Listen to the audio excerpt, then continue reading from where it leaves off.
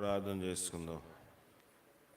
అందరూ ప్రార్థన చేయండి. ప్రభా, నాతో మాట్లాడు ప్రభా, నీ శక్తి మాకు దయచేయండి ప్రభా. అందరూ ప్రార్థన చేద్దాం. ఎవరు మౌనంగా ఉండొద్దు. ప్రభు యొక్క సమయంలో మనతో మాట్లాడలాగా ప్రార్థన చేద్దాం. జయం గల దేవా, మహోన్నతుడా, నీ పాదాల కొందనాలు ప్రభా. నీ శక్తి మాకు దయచేయండి ప్రభా, నీ బలం మాకు దయచేయండి. నీ ఆత్మీయ కార్యం నా పట్ల మా పట్ల మీరు జరిగించండి ప్రభా. నువ్వు మమ్మల్ని విడిచిపెట్టే దేవుడు కాదు ప్రభా. అందరూ ప్రార్థన చేయండి.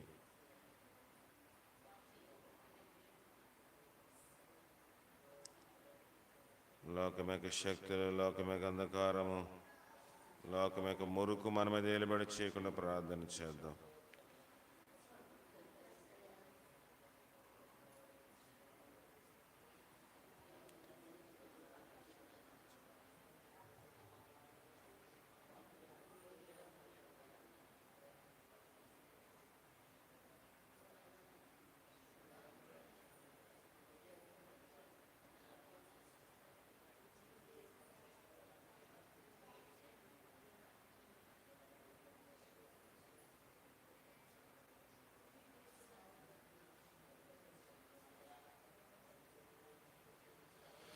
ప్రార్థన చేసుకుందాం. మహోన్నతుడా, నీ పాదాల కొందనాలు.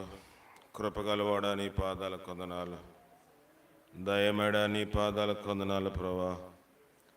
ఈ రాత్రికాల సమయంలో ఈ యొక్క కూటమిలో నీ సన్నిధి, నీ కాపుదలు నాకు మాకు దయచేయండి. నీ ప్రభావం చేత నన్ను మమ్మల్ని నింపండి ప్రభా. నేను వట్టి వాడిని ఒప్పుకొనిచున్నాను. పాపుల ప్రధానుడను, పరిశుద్ధుల్లో బహు అల్పుడను. నన్ను ఒక్కసారి మీరు జ్ఞాపకం చేసుకొనుము. నీ శక్తి నాకు దయచేయండి. నీ వాక్యమేక వెలుగులో మా ప్రతి హృదయ స్థితిని మాకు బయలుపరచుము. విడిచిపెట్టే దేవుడు కాదు ప్రభా. నూతన సంవత్సరంలో అప్పుడే దేవా తండ్రి 10వ దినంలో మేము ఉన్నాము. ఈ గత 10 దినములు నీ కోసం మేము ఏం చేసామో నువ్వు లెక్క అడిగితే నేనైతే నీ దగ్గర ఎలాంటి సమాధానం చెప్పలేని పరిస్థితిలో ఉన్నాను ప్రభా. నన్ను ఒక్కసారి మీరు జ్ఞాపకం చేసుకోనండి ప్రభా. నీ శక్తి నాకు దయచేయండి. నీ బలము చేత నన్ను నింపండి ప్రభా. నీ వాక్యము సజీవము గలది, బలము గలది, 2 అంచులు గల ఎటువంటి ఖడ్గము కంటే వాడిగలది ప్రభా. ప్రాణాత్మలను మూలుగులను విభజించినంత మటుకు దూరతదని వాక్యం సెలవిస్తూ ఉంది. లైవ్ ద్వారా వాక్యం వింటున్న మా ప్రియ బిడ్డలను జ్ఞాపకం చేసుకున్నాము. ఆయా ప్రాంతాల్లో నీ వాక్యం వింటున్న వారిని కూడా మీరు జ్ఞాపకం చేసుకుని దర్శించండి దేవా. ఎక్కడ ఎవరిని విడిచిపెట్టవద్దు. పరిచయని మీరు దేవా తండ్రి, దేవా ఇంటర్నెట్ పరిచయని, యూట్యూబ్ పరిచయను దేవా మీరే ఇంకను దేవా తండ్రి ధారాళం గల కొనసాగుట కృప దయచేసి భద్రపరిచి చెప్పండి. ప్రార్థన అంశాల కోసము మేమేమో ఎలా ప్రార్థన చేయాలో నాకు మాకు నేర్పించి మీరే మహిమ ఘనత పొందమని మా ప్రభును రక్షకుడైన క్రీస్తు ద్వారా అడిగి వేడుకొని పొందుకొనిచున్నాం పరమ తండ్రి. ఆమెన్. దేవుని వాక్యం వినక ముందు ఒక పాట పాడుకుందాం.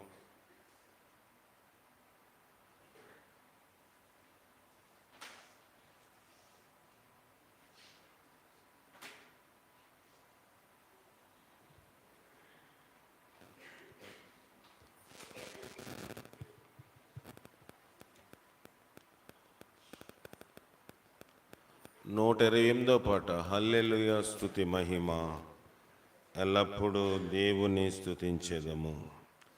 ఆరాధన గీతాల పాటల పుస్తకం నుంచి 128వ పాట. 128వ పాట.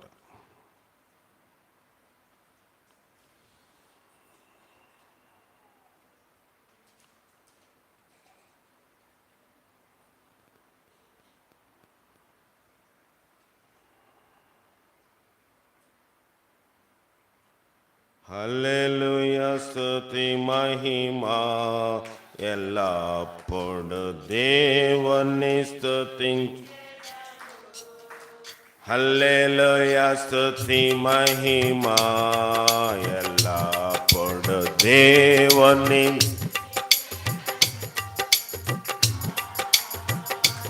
హల్లెలూయా హల్లెలూయా హల్లెలూయా హల్లెలూయా హల్లెలూయా హల్లెలూయా అల్ల సైన్యములకు అధిపతి అయిన ఆ దేవుని అల్ల సైన్యములకు అధిపతి అయిన ఆ దేవుని స్తుతించెదం. అల్ల సంద్రములను దాటించిన ఆ యెహోవాను స్తుతించెదము. అల్ల సంద్రములను దాటించిన ఆ యెహోవాను స్తుతించెదము. హల్లెలూయా స్తుతి మహిమ ఎల్లప్పుడు దేవుని స్తుతించెదము. హల్లెలూయా స్తుతి మహిమ ఎల్లప్పుడు దేవుని స్తుతించెదము. ఆకాశము నుండి మన్నాను పంపిన దేవుని స్తుతించెదము. ఆకాశము నుండి మన్నాను పంపిన దేవుని స్తుతించెదము. బండ నుండి మధుర జలమును పంపిన ఆ దేవుని స్తుతించెదము. బండ నుండి మధుర జలమును పంపిన ఆ యెహోవాను స్తుతించెదము. హల్లెలూయా స్తుతి ఎల్లప్పుడు దేవుని స్తుతించెదము. హల్లెలూయా స్తుతి మహిమ ఎల్లప్పుడు దేవుని స్తుతించెదము. పరలోకము నుండి ధరకే తెంచిన దేవుని స్తుతించెదము. పరలోకము నుండి ధరకే తెంచిన దేవుని స్తుతించెదము. నశించిన దానిని వెదకి రక్షించిన ఆ యేసుని స్తుతించెదము.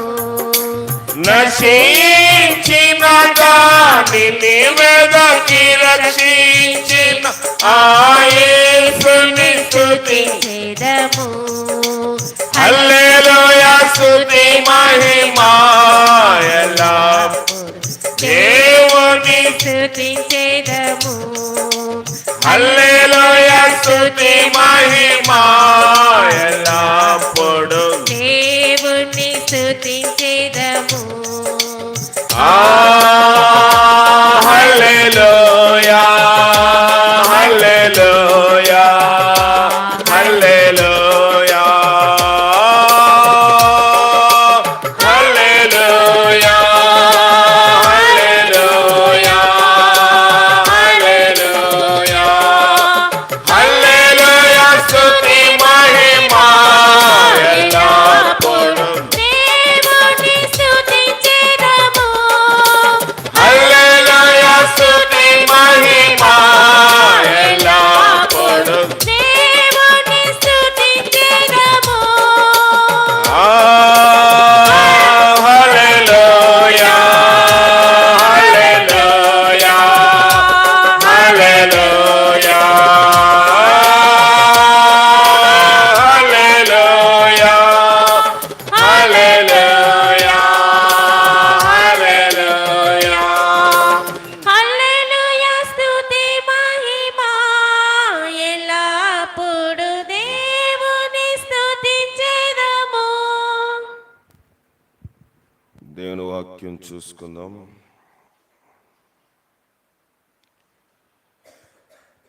దేవుని యొక్క ఆశీర్వాదము మనము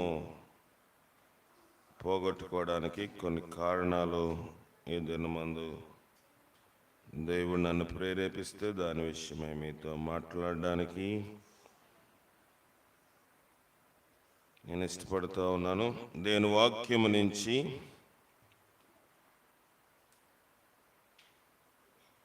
మొదటిగా ద్వితీయోపదేశ కాండము 28వ అధ్యాయం.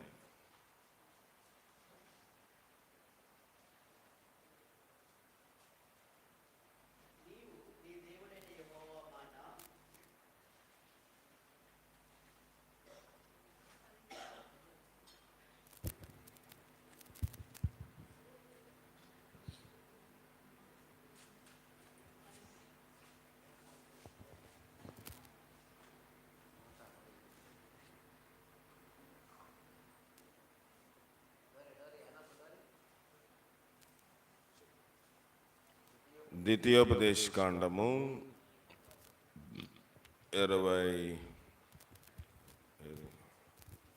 28వ అధ్యాయం. నాకు ఇవి నేను చూస్తాను. నీవు నీ దేవుడైన యెహోవా మాట నీవు నీ దేవుడే పడిందా? 28వ అధ్యాయము 15వ వచనము. నేను నీకు నేడు ఆజ్ఞాపించు, నేను నేడు నీకు ఆజ్ఞాపించు, నీకు ఆజ్ఞాపించు. ఆయన సమస్తమైన ఆజ్ఞలను కట్టడలను నీవు అనుసరించి నడుచుకొనవలెనని నీ దేవుడైన యెహోవా సెలవిచ్చిన మాట వినని ఎడల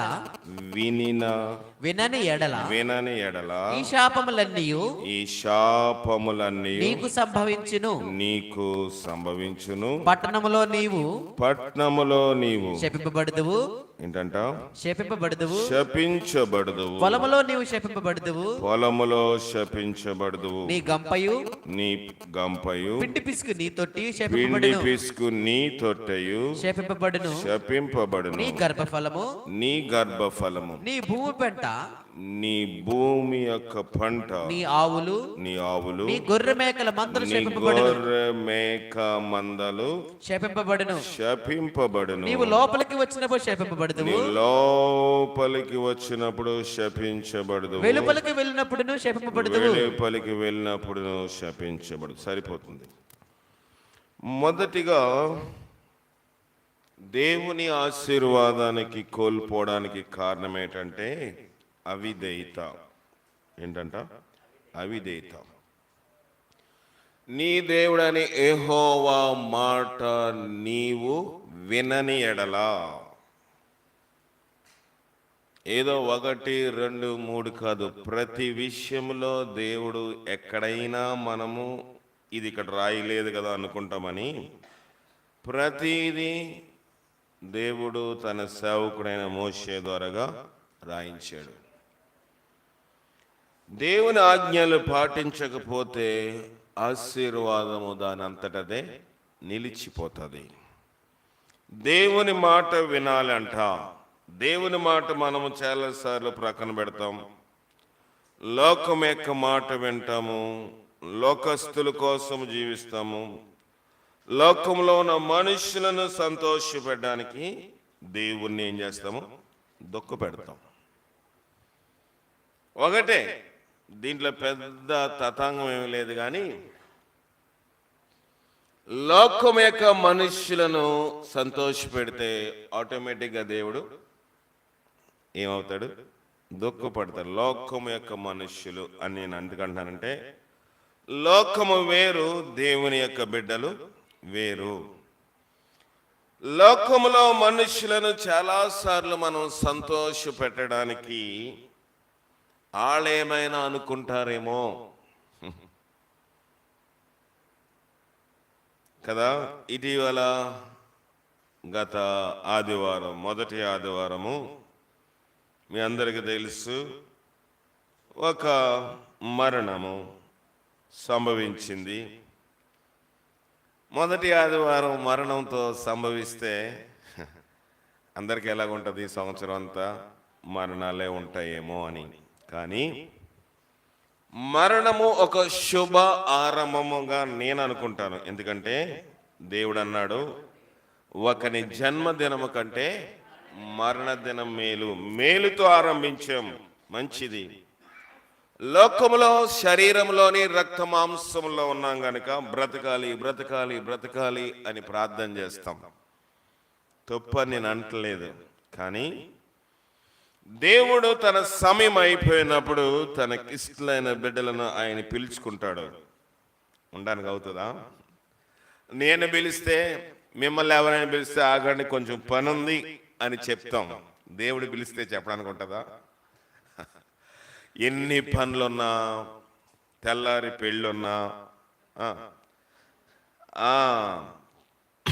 మన ముందు కంచం నిండుగా చికెన్ బిర్యానీ ఉన్నా, దేవుడు పిలిస్తే వెళ్ళిపోవలసిందే. కనుక లోకములో మేలైనది ఈ శుభారంభముగా ఉన్నప్పుడు కొంతమంది ఏదైనా నాతో చెప్పడానికి కొంచెం సంశయం ఇచ్చి అక్కడ ఏ విషయం చెప్పాలని ఇస్రాయేల్ గారికి చెప్తారు. ఆయన నాకు చెప్తారు, అయ్యా ఇలా ఉందని పరిస్థితి అని. ఆయన అయితే ఇస్రాయేల్ గారు నేను ఏది చెప్తే అదే బాబు చెప్పారు కనుక, దేవుని సేవకులు చెప్పారు కనుక అది ఫాలో అయిపోదాం అని ఆయన అనుకుంటారు. కానీ ఎవరైనా ఏదైనా విషయము చెప్పవలసి వచ్చినప్పుడు నాకు చెప్తారు పిలిచి, అయ్యా మరి ఆరాధన పెడితే ఎలాగండి, అందరం ఇక్కడ ఉండాలి కదా అని కొంచెం అటు ఇటు అవుతూ ఉన్నారు. నేను చెప్పాను, దేవుని సంఘములోని నిజమే శవం ఉంది, అక్కడే బాడీ ఉంది, ఆరాధన నడిపించాలా అంటే లోకంలో కొంతమంది లేనిపోయిన మాటలు గుసగుసలు ఆడుతూ ఉంటారు. కానీ ఆరాధన సమయం ఆరాధనే ఆదివారము. అందుకే ఆదివారం మనం ఏ గృహప్రవేశాలు చేస్తామా? చేయము. ఏ ఫంక్షన్లు పెట్టము. ఒకవేళ ఏదైనా కూటమి ఉందంటే ఆదివారము ఆరాధన అయిన తర్వాత సాయంకాలము పెడతాము, ఏ ప్రార్థన అయినా. కనుక నేను చెప్పాను, అయ్యా ఇది ఆదివారం కాబట్టి అది మొదటి ఆదివారము, సంవత్సరంలో మొదటి ఆదివారము, నెలలో కూడా మొదటి ఆదివారము. ఆరాధన అయిన తర్వాతే కార్యక్రమము. ఎందుకంటే ఆయా ప్రాంతాల నుంచి ఇంకా బంధువులు రావాలి, రక్త సంబంధులు రావాలని చెప్పినప్పుడు దానికి అందరూ ఆయన చెప్పడం జరిగింది. ఆ సందర్భంగా నేను మాట్లాడిన మాట ఏంటంటే, ఏదైనా ఒక కథకార్యమో శుభకార్యమో లేకపోతే ఇలాంటి చావో జరిగినప్పుడు మా కులవండి, మా కులవాళ్ళండి, మా ఇంటి పేరటోళ్ళండి అంటారు. బాగోనప్పుడు ఆయన దాదాపుగా 20 రోజులు పైన హాస్పిటల్ ఉంటూ ఒక్కడే వెళ్ళలేదు. ప్రేమ గలవాడు కులవాడు, కుల ప్రేమ ఉన్నవాడు ఒక్కడే వెళ్ళలేదు. ఉపవాస ప్రయత్నం పెడితే రాలేదు. కానీ ఇలాంటి సందర్భం వచ్చినప్పుడు మాత్రం మరి కులం వాళ్ళు చచ్చిపోయినప్పుడు మేము ఎలాగ ఆరాధనకు వస్తామండి? ఇవన్నీ దొంగ ప్రేమలు. దేవుని ప్రేమ కన్నా మించిన ప్రేమ ఈ లోకంలో ఏది లేదు. ఆయనను కలిగి ఉన్నాము గనుక చెప్పాను కదా, నేను ఇస్రాయేల్ గారు విక్టర్లాల్ అక్కడికి వెళ్ళామని. లోక సంబంధంగా అయితే మా వర్గానికో మా వంశానికో చెందిన వాళ్ళ కాదు. కానీ ఇప్పుడు లోక సంబంధంగాను ఆత్మ సంబంధంగాను మేము ప్రభు యొక్క శరీరంలోని బలలో పాలు పొందుతున్నాం కనుక మేమందరము రక్త సంబంధికులమై ఉన్నాము. దీంట్లో కులం లేదండి, దీంట్లో మతము లేదు. క్రీస్తు ప్రేమను కలిగి జీవించడమే మన మతము. క్రైస్తత్వం అంటే క్రీస్తుని జీవించి ఉండడం.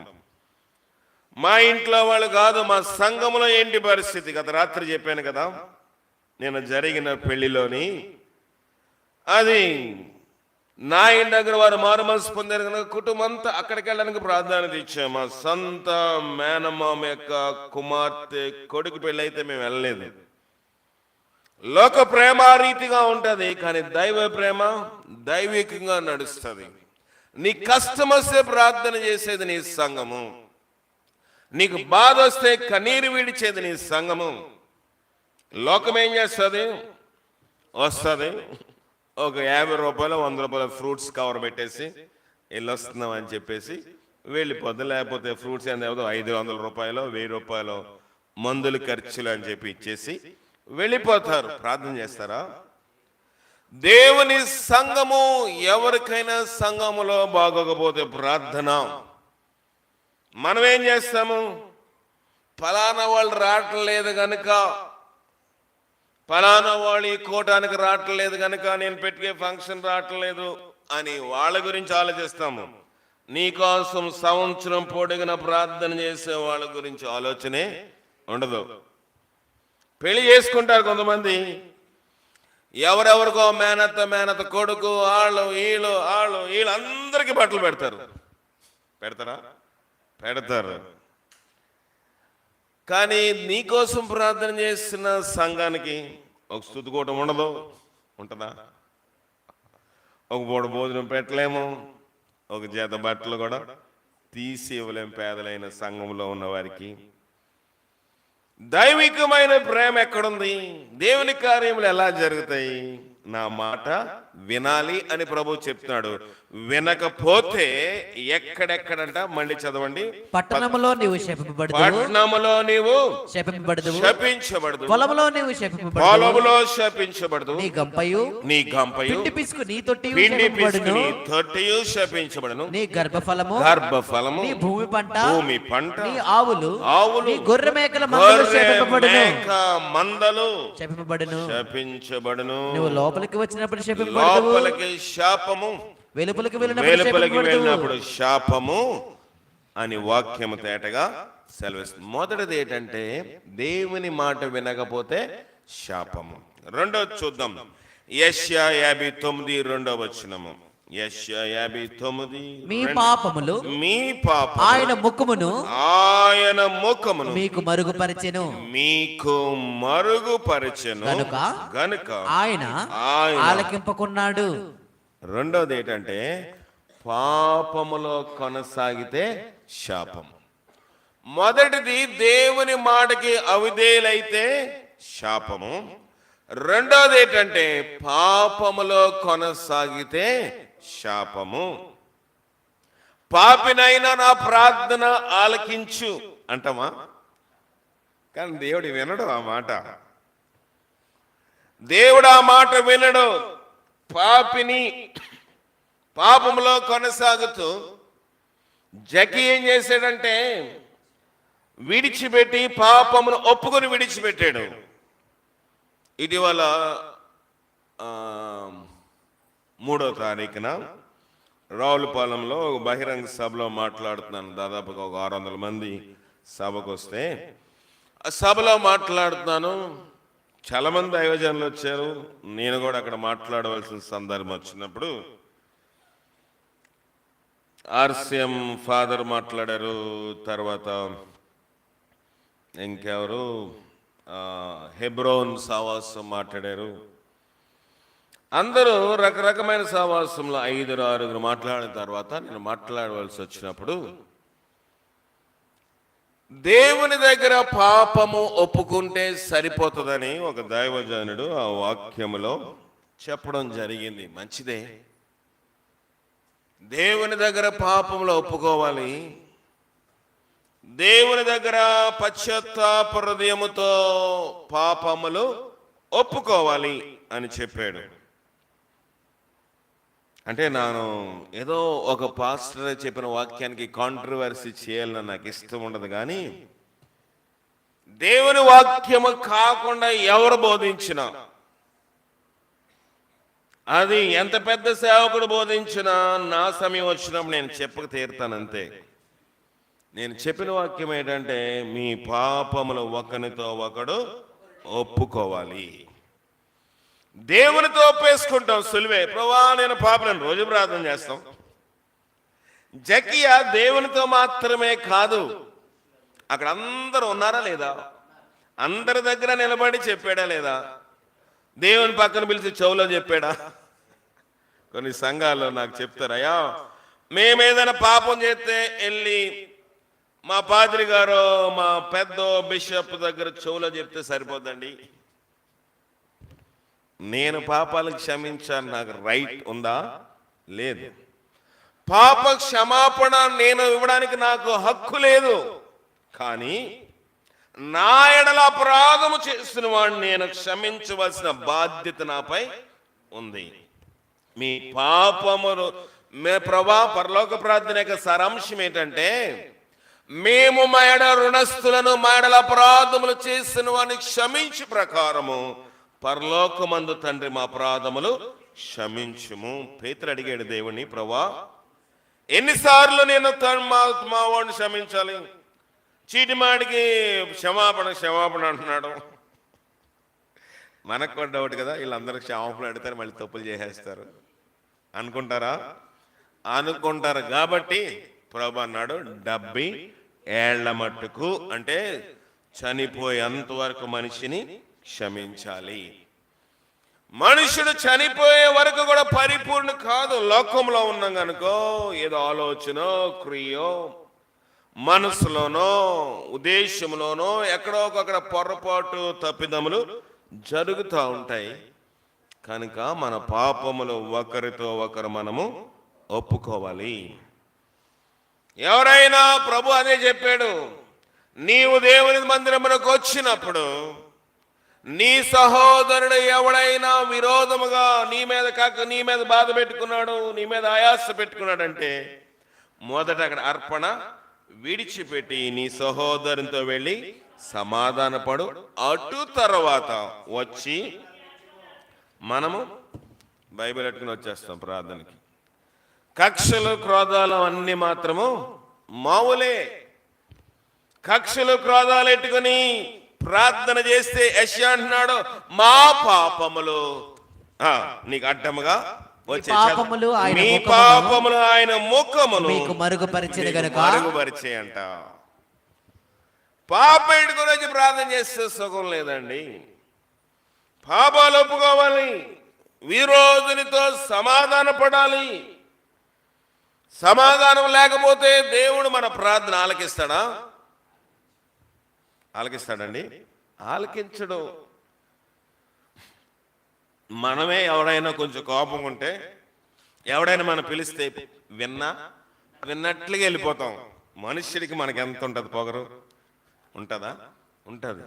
మరి దేవుడు సర్వభూమికి రాజై ఉన్నాడు. ఆయన ఎడల కాదు, నీవు తాను సృష్టించిన నరుల ఎడల నువ్వు సమాధానంగా ఉండాలని చెప్తున్నాడు. ఒక ఆయన, నేను అడిగాను, నీ భార్య దగ్గర ఎప్పుడైనా క్షమాపణ అడిగామంటే, నేను మాట్లాడేస్తున్నానండి ఆవిడతోటి అన్నాడు. ఏంటంట? నేను మాట్లాడేస్తున్నానండి. మాట్లాడడం అందరం మాట్లాడతాం బాబు. నీవు దుఃఖపెట్టిన దాని విషయంలో నువ్వు క్షమాపణ అడగాలి. ఎవరన్నా అడుగుతాం కానండి, ఆవిడ్ని ఎలాగ అడుగుతామండి అన్నాడు ఆయన. కొంచెం యాస మాట్లాడతాడు.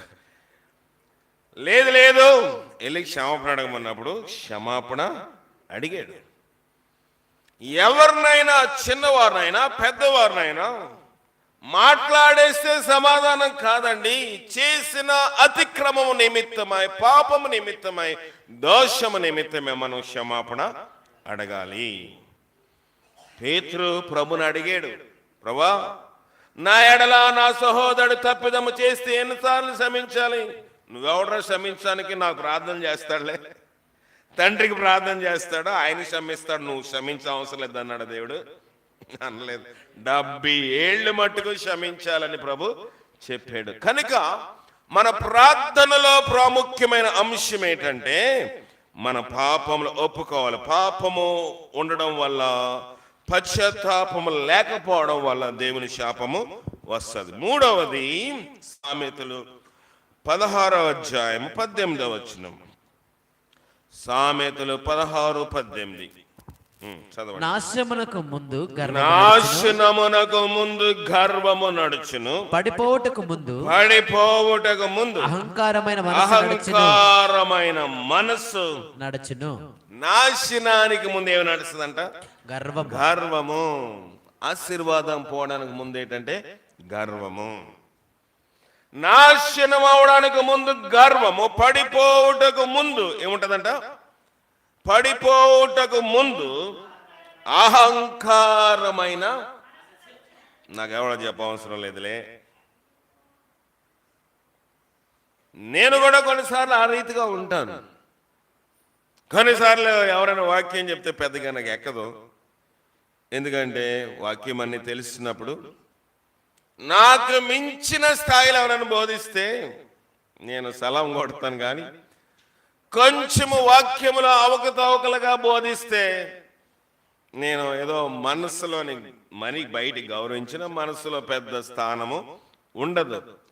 కానీ దేవుడు అన్నాడు ఇక్కడ, అహంకారమైన మనస్సు ఉంటే పడిపోతాడంట అన్నాడా. నాశనానికి ముందు గర్వము పడిపోవుటకు ముందు అహంకారము. గర్వము అహంకారము తోడుకోవడంలాంటి. గర్వము అహంకారం ఇంచుమించు ఒకటే కోవకు చెందినవి. రాయ బండ ఒకటే కదా, రాయి చిన్నది, బండ పెద్దది. ఆ రీతిగా అహంకారమైన మనస్సు. నాకు డబ్బు ఉంది, నాకు పోషించాలా, నాకు పొలం ఉంది, నాకు ఎవరితో అవసరత లేదు, నాకు ఉద్యోగం ఉంది, నాకు ఎవరి అవసరత లేదు అనిపిస్తుంది. కానీ వాక్యం సెలవిస్తున్న మాట ఏంటంటే, జాగ్రత్తగా విందాము. అవసర దినమందు ఉగ్రత దినమందు ఆస్తి అక్కడకు రాదు. ఉద్యోగము ప్రాణం రక్షిస్తుందా? వ్యవసాయము లేకపోతే వ్యాపారము, డబ్బు ఏది కూడా ప్రాణాన్ని రక్షించలేదు. ప్రియమైన దేవుని సంగమా, అహంకారము గర్వ హృదయము మనకు ఉండకూడదు. తన్ను తాను తగ్గించుకునేవాడు ఏమవుతాడంట? హెచ్చించబడతాడు. నేను తగ్గించుకోవాల్సిన అవసరం లేదండి, కావాలితే ప్రార్థన అయినా మానేస్తాను కదా. ఎవరైనా నేను ప్రార్థన రమ్మని అడిగితే వచ్చావు, నీ అంత నువ్వు వచ్చావా? మనము దేవుని తెలుసుకుని ప్రార్థనకు వచ్చాము. లోకస్తులు అన్యులు ఊర్లో 1,00,000 గొడవలు ఉంటాయి ఉండవా? వాళ్ళు మందిరాలకు వెళ్ళడం మానేస్తారా? మనకి మందిరంలో చిన్న పక్కింటి వాళ్ళతో డిస్టర్బెన్స్ అయితే ప్రార్థన మానేస్తాం. ప్రార్థనకి పక్క గొడవలకి ఏం సంబంధం నాకు అర్థం అవదు. ఇది అహంకారమైన మనస్సు, గర్వ హృదయము. గర్విష్ఠులు దేవునికి ఇష్టలైన వారు కాదని వాక్యం సెలవిస్తా ఉంది. దేవుని మందిరంలో నేను ఉండవల్ల నేను ఆశపడుతున్నానని దావీదు చెప్తున్నాడు. మనము దేవుని సన్నిధి నిర్లక్ష్యం చేస్తాం. అహంకారమైన మనసు. నాకు ఎవరు పెట్టట్లేదు, నన్ను ఎవరు పోషించట్లేదు, నేను ఏ విషయంలో తగ్గను, నా మెట్టు నాదే, నన్ను ఎవరైనా అడిగితే నేను ఊరుకోను, నేను ఎవరు జోలుతానో నా జోలు ఎవరు తేకూడదు కదా. ఇది అహంకారమైన మనసు. కనుక మనం దేవుని ఆశీర్వాదం కోల్పోవడానికి ముందు మనం పడిపోతున్నామంటే, మనం నాశనం అయిపోతున్నామంటే గర్వము అహంకారం అనే వాక్యం సెలవిస్తా ఉంది. 4వది హెబ్రీయులకు రాసిన పత్రిక 11వ అధ్యాయం 6వ వచనం. హెబ్రీ 11:6. విశ్వాసము లేకుండా దేవునికి ఇష్టడై ఉండుట. దేవునికి ఇష్టం లేకపోతే ఆశీర్వాదం ఉంటుందా? చెప్పండి. దేవునికి ఇష్టం లేకపోతే ఆశీర్వాదం. విశ్వాసము. మనందరం విశ్వాసులమా పిశాసులమా? కానీ పిశాసులాగా ఉంటాం కదా. విశ్వాసి అంటే విశ్వాసం ఉండాలి. బిర్యానీ అంటే దాంట్లో మటనో చికెనో కక్క మొక్క ఉండాలి కదా, లేకపోతే దాన్ని ఏమంటారు? పలావ్ అంటారు. బిర్యానీ ఆహారము, కోడి మాంసం అంటే కోడి అందులో కనబడాలి, బీరకాయ అంటే బీరకాయ కనబడాలి. విశ్వాసిలో విశ్వాసము ఖచ్చితంగా ఉండి తీరాలి. విశ్వాసము లేకుండా దేవునికి ఇష్టడా అంటే దేవుని సంతోషపెట్టడము అసాధ్యము. దేవుని సంతోష పెట్టాలంటే ఎవరు మాట్లాడుతున్నారు? దేవుని సంతోష పెట్టాలి అంటే మనకేం కావాలంట? విశ్వాసము. అబ్రహాముకి ఇల్లుందా? అబ్రహాము ఎవరి స్నేహితుడు? యేసుప్రభు స్నేహితుడా? తండ్రి అయిన దేవుని స్నేహితుడా? దేవుని స్నేహితుడు అబ్రహాము. ఎలాగ దేవుని స్నేహితుడయ్యాడు? విశ్వాసము. దేవునికి స్నేహితుడిగా పిలువబడ్డాడు. నేను ట్రైన్లో వచ్చినప్పుడు అబ్రహామును దేవుడు నాకు గుర్తు చేస్తా ఉన్నాడు. అబ్రహాము గురించి ఆలోచిస్తూ చాలా లోతు ఆలోచిస్తూ ఉంటే దాదాపుగా నెల్లూరు బ్రిడ్జి మీదకి వచ్చేసాను నేను. వచ్చేసామా అనుకున్నాను. అబ్రహాము దేవుని స్నేహితుడు అంటే అబ్రహాముకి దేవునికి పోలిక ఉంది.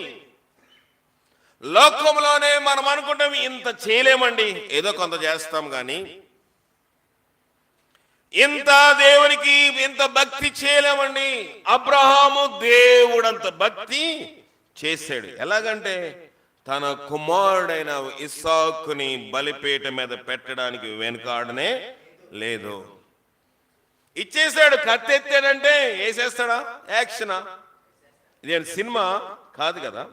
బలిపీఠం కట్టాడు, బలిపీఠం మీద కట్టెలు పేర్చాడు, తన యొక్క కుమారుణ్ణి ఏం చేశాడు? బంధించాడు. కత్తి ఎత్తేటప్పుడు ప్రభు అన్నాడు, అబ్రహామా అబ్రహామా, ఆ చిన్నవానికి ఏమీ చేయొద్దు. ఇచ్చేసాడు. హృదయంలో అయితే ఇచ్చేసాడు, మనస్ఫూర్తిగా ఇచ్చేసాడు. క్రియ జరిగించేటప్పుడు దేవుడు ఆపాడు. చేయగలమా? దేవునికి ఇచ్చే విషయంలోని మన యొక్క స్థితి ఎలాగుంటుంది? విశ్వాసము.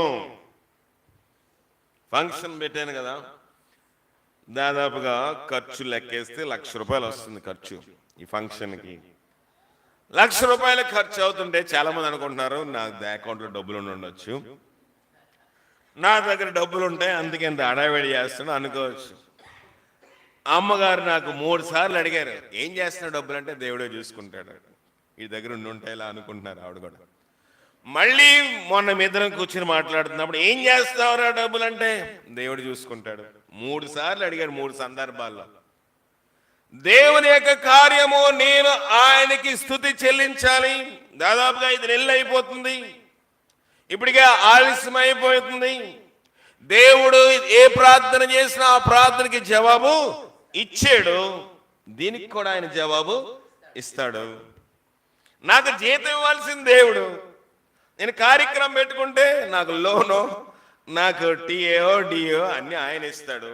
కనుక నేను దాని గురించి ఆలోచనే లేదు.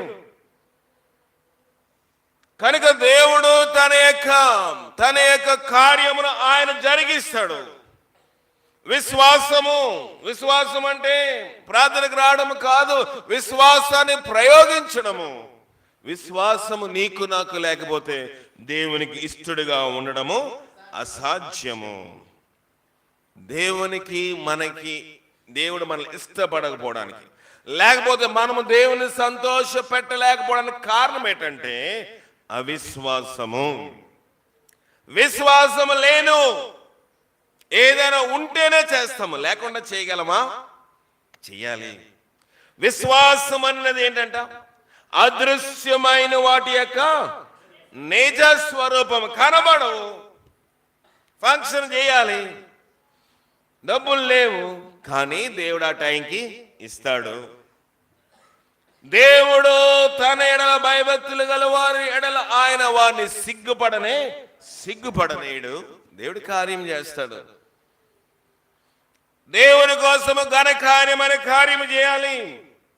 ఒక 400 మంది వరకు నా ఎస్టిమేషన్ ఆ దినం కూటానికి. చాలా మంది పాస్టర్లు వస్తారు, ఎంతో మంది ప్రార్థన చేశారు. ప్రార్థన సహాయం వాళ్ళందరికీ కోరినప్పుడు వాళ్ళందరినీ పిలవాలా వద్దా? పిలవాలి. అందుకే నేను ఎవరిని ముఖ్య అతిథులు కానీ ఏమి కార్డులు ఎవరి పేరు రాలేదు, ఎవరు వస్తే వాళ్ళు వాడడమే. కనుక దేవుని యొక్క సన్నిధిలోని దేవుని యొక్క ఆత్మ కలిగి కార్యం చేయడానికి ముందుకెళ్తా ఉన్నాను. దేవుడు తన కార్యమును ఆయన అవసాన కాలమందు త్వర పెడతాడు. తగిన కాలమందు ఆయన చేస్తాడు. విశ్వాసము. ఆపరేషన్కి ఖర్చు అయినప్పుడు చాలా మంది అడిగారు, డబ్బులు ఏం చేస్తున్నారని. దేవుడు ఇస్తున్నాడండి. చాలా మంది అడిగారు, దేవుడు ఎక్కడి నుంచి మార్గం తెరుస్తాడో, అది సంఘం కావచ్చు, యూట్యూబ్ పరిచయం కావచ్చు, ఎక్కడైనా కావచ్చు. దేవుడు ఏలియా ఎప్పుడైనా కాకులకి వాక్యం చెప్పాడా? చెప్పండి, ఏలియా కాకులకి వాక్యం చెప్పాడా? మరి దేవుడు ఆహారం ఎక్కడి నుంచి తీసుకొచ్చాడు? కాకుల ద్వారా ఆహారం ఇచ్చాడు. సంఘం అయినా సంఘం కాకపోయినా దేవుడు తన యొక్క పరిచయలో ఉన్నాము కాబట్టి దేవుడు తన యొక్క కార్యమును చేస్తూనే ఉంటాడు. దేవునికి అసాధ్యమైన కార్యం ఏమీ లేదు. నిన్న ట్రైన్ ఎక్కవలసి వచ్చినప్పుడు గుంటూరు స్టేషన్కి వస్తే నాకు రిజర్వేషన్ లేదు. ఆ ట్రైన్కి రిజర్వేషన్ లేకపోతే ఎవరిని ఎక్కనివ్వరు. టికెట్ కౌంటర్ దగ్గరికి వెళ్ళి టికెట్ ఇమ్మన్నాను, జనరల్ టికెట్. అయ్యా మేము టికెట్ ఇవ్వకూడదండి, మా ఉద్యోగాలు పోతాయి, ఈ ట్రైన్కి మేము టికెట్ ఇవ్వకూడదండి, తర్వాత 9 గంటలకు ఉంది ట్రైను, అప్పుడు ఇస్తాము, ఒక అరగంట ముందు రండి అన్నారు. నేను ట్రైన్ ఎక్కాలంటే టికెట్ కావాలి. ఏం చేయాలి ప్రభా? బస్సులో వస్తే టైంకి నేను రాలేను. ప్రార్థన చేసుకుంటా ఉంటే నాకు ఐడియా వచ్చింది. స్టేషన్కి 2 మీటర్ల దూరం వెళ్ళి అక్కడ నించుని యాప్ ఓపెన్ చేసి యాప్లో టికెట్ తీసుకున్నాను. నా అంతటి నేను టికెట్ దొరికింది కదా, దొంగ ప్రయాణం కాదులే అని చెప్పి ఎక్కుతా ఉంటే విపరీతమైన జనం ఉన్నారు. ఎగ్గలనా బ్రోవా? అలసిపోయిన రాత్రి అంతా ప్రయాణం, ఉదయం అంతా పెళ్ళి, మళ్ళీ ఇప్పుడు అంతా ప్రయాణం నిలబడి చేసేంత ఓపిక లేదు బ్రోవా అని ప్రార్థన చేసుకుంటా ఉన్నాను. అయ్యా మీ భోగి నెంబర్ ఎంత అని కొంతమంది అడుగుతున్నారు. నాకు రిజర్వేషన్ లేదంటే రిజర్వేషన్ లేకపోతే ఎక్కించనండి ఈ బండి. దేవుడే ఉన్నాళ్లే. వీళ్ళు ఈ బండికి మాత్రమే, ఈ స్టేషన్కి మాత్రమే వీళ్ళు ఆఫీసర్లు. నేను సేవిస్తున్న వాడు సర్వభూమికి రాజు అయి ఉన్నాడు. నేను ఆయన చెప్తున్నాను, ఆయన చూసుకుంటాడు అనుకున్నాను. టీటీ ఏం బయట కనబట్టలేదు. అక్కడ సఫాయి ఇవ్వాలంటే క్లీన్ చేసేవాడు బయటకు వచ్చాడు. టీటీకి ఎదరే అన్నాడు. ఆయన చూపించడానికి ఉన్నాడు అన్నాడు. లోపలికి వెళ్తే లేడీ, ఈవిడ ఎలాగుంటుందని చూస్తే బాగానే మాట్లాడింది. అమ్మా నాకు టికెట్ కావాలంటే కూర్చోండి అని వెంటనే కూర్చోబెట్టి, దేవుని దయ వల్ల ఒంగోలు వారికి ఇవ్వగలండి, తర్వాత పోనీ అక్కడ దిగిపోమంటే దిగిపోతానులేండి అంటే ఆ తర్వాత ఇంకో కోచ్లో ఇచ్చి ఆ రీతిగా ప్రయాణం దేవుడు కొనసాగించేశాడు. లోకములో మనుషులుగా సాధ్యమైన ప్రభా నేను ఒకటే ప్రార్థన చేస్తాను ఎప్పుడైనా. కొన్నిసార్లు దేవుడు వెంటనే జవాబిస్తాడు. ప్రభా నేను ప్రార్థన చేశాను కదా, ఆ ప్రార్థన ఆలకించలేదా నువ్వు? సీట్ దొరకలేదు ఏంటి ప్రభా అంటే, ప్రభా అంటాడు సీట్ ఉంటేనే నువ్వు వైలు వాక్యం చెప్తావు, సీట్ లేనప్పుడు కూడా వాక్యము చెప్పాలి కదా. నేను ప్రతిసారి నేను ప్రార్థన చేస్తా ఉన్నప్పుడు నేను జవాబిస్తున్నాను. ఈ దినం ఇవ్వలేదు. నీవు నా కుమారుడివి, నువ్వు ఎంతవరకు నీవు వెళ్తావో నేను పరీక్షించేయాలి. నీవు ఎవరికైనా సాక్ష్యం చెప్పాలి. నేను నించుని వచ్చాను, నేను సీట్ లేకుండా వచ్చాను, వచ్చి ఇక్కడ వాక్యం చెప్తాను, ఎంతమంది సాక్ష్యం చెప్పగలవు? కొందరు సీట్ ఇవ్వడు దేవుడు. దేవుడు అలాగే ప్రయాణము కొనసాగింపజేస్తాడు. ప్రియమైన దేవుని సంగమా, విశ్వాసము. తర్వాత ఇంకొక మాట చూద్దాం. 5వది, 1 తెస్సలోనికి రాసిన పత్రిక 5వ అధ్యాయము 15వ వచనము. ఎవడును కీడునకు ప్రతి కీడు ఎవరికైనాను చేయకుండా చూచుకొనుడి. మీరు ఒకరి ఎడల ఒకడు మనుషులందరి ఎడల నిద్రపోతాడు కదా. ఎల్లప్పుడూ మేలైన దానిని అనుసరించి నడుచుకొనుడి. ఎల్లప్పుడూ సంతోషముగా ఉండి ఎడతెగక ప్రార్థన చేయుడి. ప్రార్థన ఎప్పుడు చేయాలంట? 7 నుంచి 9, ఉదయం 10:30 నుంచి 12:30. మీరు ఎక్కడ ముగిస్తున్నారు? 1 గంట అయిపోతుందండి అనుకుంటున్నారు మనసులో కదా. ఎడతెగక ప్రార్థన చేయుడి. ప్రార్థన నిర్లక్ష్యం చేస్తాం, అన్ని బాగా చేసుకుంటాం, అన్ని విషయాలు. బట్టలు కూడా మానేస్తామా? ఉదుతాం. అంట్లు తోవడం మానేస్తామా? లేకపోతే డ్యూటీకో, వ్యాపారానికో, ఉద్యోగానికో, వ్యవసాయానికి వెళ్ళడం మానేస్తామా? మానం. ప్రార్థన కొంతమందికి అన్నం తినేటప్పుడు మాత్రమే ప్రభా, అప్పుడు చిన్న ప్రార్థన. పడుకునే ముందు చిన్న ప్రార్థన. ఓ రోజంతా ఆ పనుల మీద ఈ పనుల మీద ముమ్మరం అయిపోతాము. ఇక్కడ ఏమంటున్నాడు? ఎడతెగక ప్రార్థన చేయండి. మన ప్రార్థన చేయలేకపోతున్నాము. ప్రార్థన నిర్లక్ష్యము చేయడం వల్ల కూడా దేవుని ఆశీర్వాదము పోతున్నాము. ప్రార్థన నిర్లక్ష్యం చేయకూడదండి. కొంతమంది ఎంత ఆలస్యమైన నేను చూస్తాను చాలా మందిని అనేక ప్రాంతాల్లో ఆలస్యం అయిపోతుంది అన్నా కూడా మంచిగా తలదూకుని పౌడర్ రాసుకుంది బయటికి. పౌడర్ రాసుకోవద్దని చెప్పట్లేదు కానీ అది ఆలస్యం అయిపోతుంది. బస్సు దాటిపోతున్నా. ఎందుకు ఈ మాట చెప్తున్నానంటే దాన్ని విడిచిపెట్టము. పౌడర్ రాసుకోవద్దు, తలదూకోవద్దు, నాచుగ్గా ఉండొద్దని నేను చెప్పట్లేదు కానీ ఆలస్యం అయిపోయినా మన ఎన్ని కార్యక్రమాలు చేస్తేనే కానీ ఇంట్లోంచి బయటికి రాము. మరి ప్రార్థన చేయకుండా, దేవునితో మాట్లాడకుండా, దేవునితో ఇది లేకుండా, దేవునితో సహవాసం లేకుండా రోజులు గడిపేస్తున్నామే. 10వ రోజు అండి ఈ దినము. క్యాలెండర్ చూస్తే ఈ దినం అప్పుడే 10 రోజులు అయిపోయింది. 2026 జనవరి మొదటి నెల 10 రోజులు అయిపోయింది. 10 గంటలనే ప్రార్థన చేశారంటే మనం అనుకుంటాం ప్రార్థన అంటే ఇక్కడికి వచ్చి కూర్చోవడమే ప్రార్థన అనుకుంటున్నాము. వ్యక్తిగతంగా మనం ఎంతసేపు ప్రార్థన చేస్తున్నాం? ప్రార్థన నిర్లక్ష్యం చేసేస్తున్నాము. లోకంలో అన్నిటినీ కలుగుంటున్నాము, ప్రార్థన మాత్రం నిర్లక్ష్యము చేస్తున్నాము. దేవుని ఆశీర్వాదం పోవడానికి 5వ కారణము ప్రార్థన నిర్లక్ష్యము చేయడం వల్ల. తర్వాత 6వది మత్తయి రాసిన సువార్త 6వ అధ్యాయం 14-15 వచనాలు పరిశీలన చేద్దాం. మనుషుల అపరాధములను మీరు క్షమించిన ఎడల మీ పరలోకపు తండ్రి మీ అపరాధములను క్షమించును. క్షమించలేకపోవడం వల్ల కూడా దేవుని ఆశీర్వాదము కోల్పోతాము. మన అపరాధములు అలాగుంటే దేవునికి మనకి ఏమొస్తాయి? దేవుని ముఖాన్ని కప్పేస్తున్నాయా? మనం ఇతరుల అపరాధములు క్షమించినేం. మన బుద్ధి ఏంటి చెప్పనా? ఎవడైనా మనం పాయింట్ అవుట్ చేశాడనుకో, వాళ్ళు ఎక్కడ దొరుకుతారా కదా, గోతుకాడు నక్కలేగా.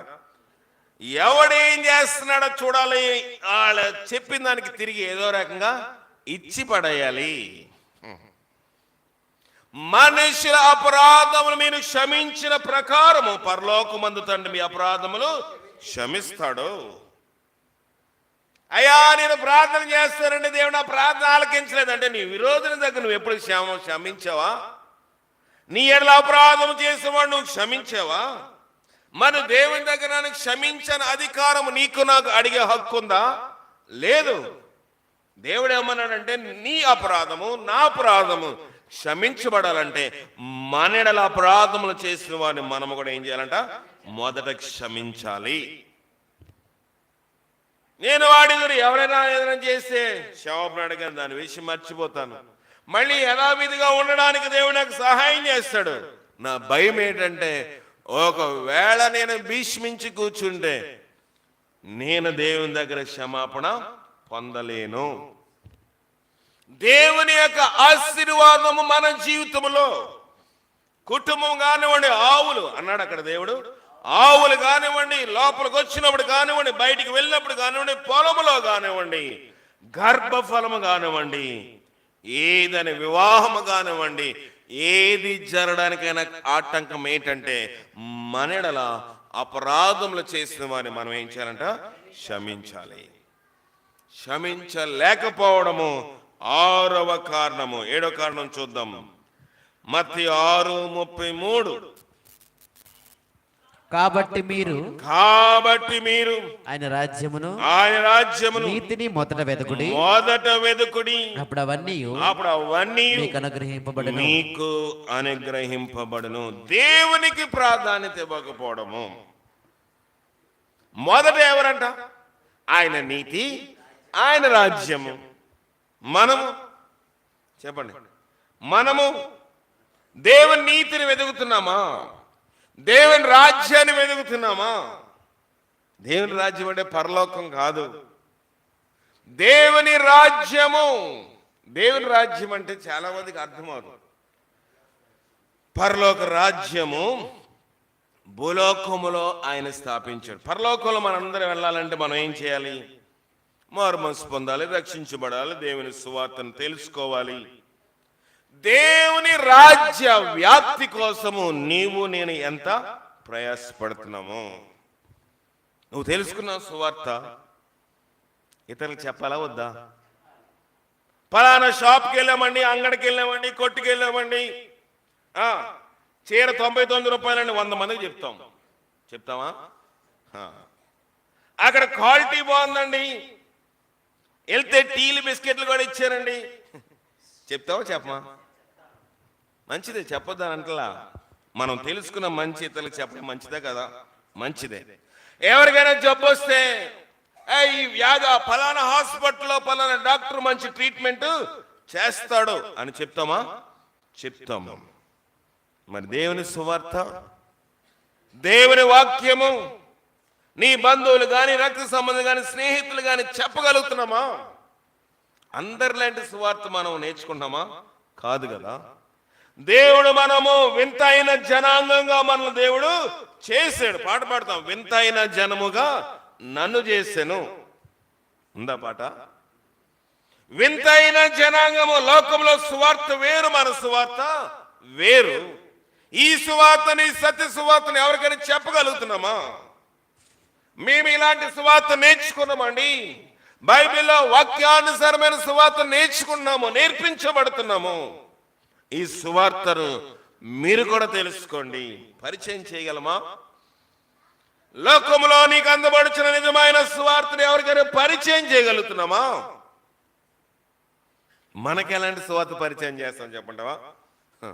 మనకి ఏదైనా బాధ ఉందనుకో, ఎవరి మీద బాధ ఉందనుకో, ఆ రకమైన సువార్త ఏదైనా చిన్న షార్ట్ మెసేజ్ ఉంటే అది వెంటనే స్టేటస్, అది మన సువార్త. వాళ్ళు చూసేస్తే సంతోషం, అమ్మ చూసేసారా.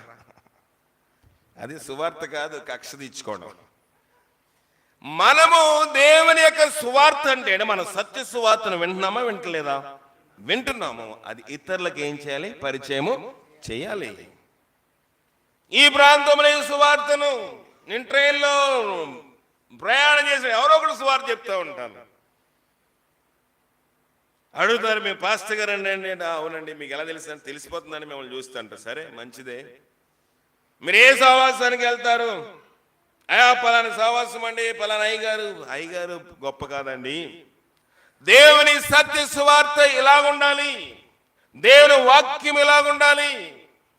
ఎంతమంది పెద్దల మధ్య అయినా, ఎంతో లోకంలో ప్రసిద్ధిగాంచిన సేవకుల మధ్య అయినా వాక్యము చెప్పడానికి ఎన్నడూ భయపడి. ఎందుకంటే దేవుడు సత్య సువార్తను నాకు అందించాడు.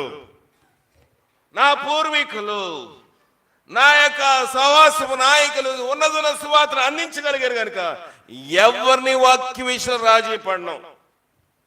లోకంలో దేని విషయమైన రాజీ పడగలనేమో కానీ వాక్య విషయంలో కుటుంబమైన, అన్నదమ్ములైన, అక్క చెల్లెళ్ళైన ఎవరి విషయంలో రాజీ పడను.